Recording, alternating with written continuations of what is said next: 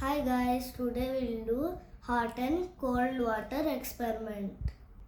I took one glass of cold water and the other glass of hot water. Now we'll mix blue color into cold water jar. We need to add red color into this hot water glass. Now we'll take one plastic card and cover it on cold water glass. Now carefully do this glass upside down onto this glass.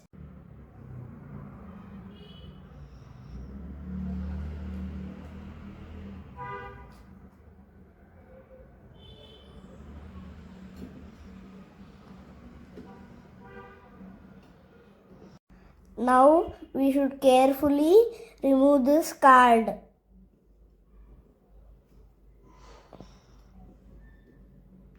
See, now both color got mixed. Now we got purple color.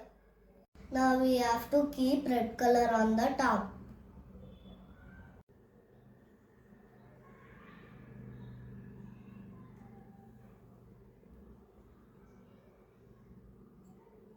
If hot water glass is on up, colors won't mix. Is this because of colors? No, it's not. Because the hot water has different density to the cold water. So color sits on top. Thank you. Please subscribe.